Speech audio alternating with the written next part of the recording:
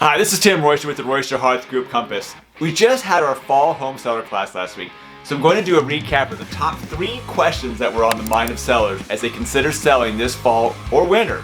So let's dive in. I love meeting with homeowners that have lived in their home just a few years, or in this case, we had some over 40 years, and now have a desire to sell their home or to move or start a new season of their lives.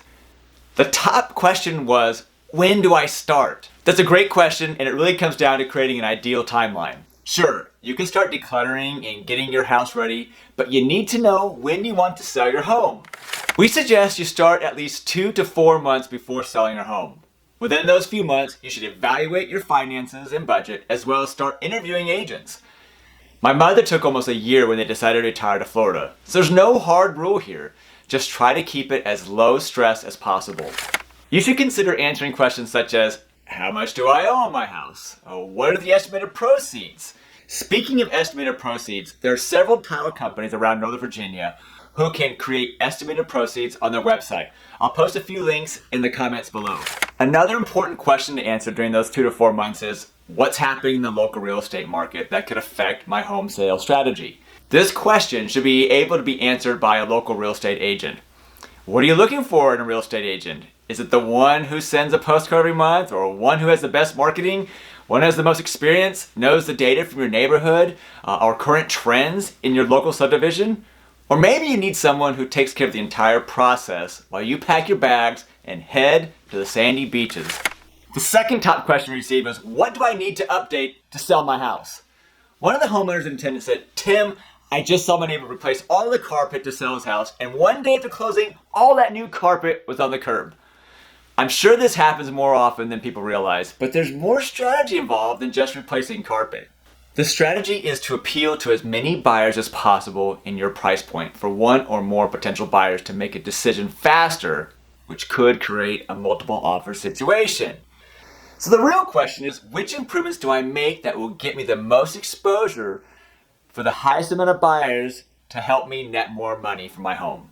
Oh, by the way, the house that the homeowner was talking about had several offers that more than paid for the small investment in carpet. He even said that it went well over asking price. Of course, you can never go wrong with new interior paint, refinishing hardwood floors, refreshing a bathroom or two, or enhancing curb appeal.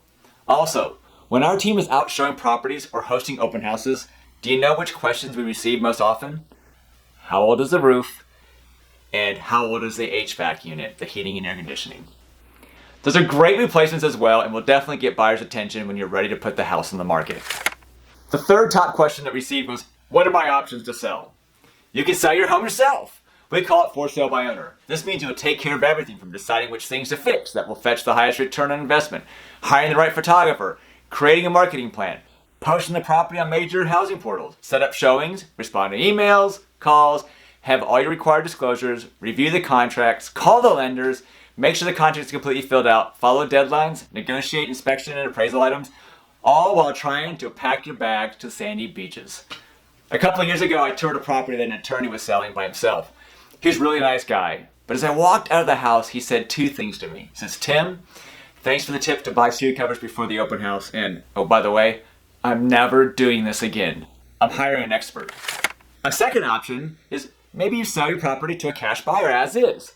There is a market for this, and it may be the right option for you.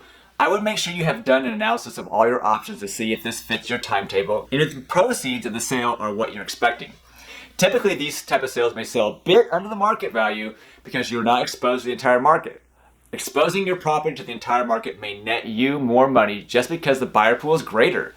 Do the numbers with your realtor and see if this option is best for you. We've had clients do this, and it fit their goals and timeline, so it could be a win-win scenario. Hire a realtor to guide you through the entire process with strategic recommendations for you to net the most money for your home sale. If they can't run the numbers and share success stories of the examples I mentioned, I would continue to interview agents until you find the one that has all of the scenarios and numbers for you to make a great decision. We have these classes every season of the year, so hopefully we can meet you at our next session. If you like what you hear, feel free to subscribe and share our videos with your friends. We love what we do and love whom we serve.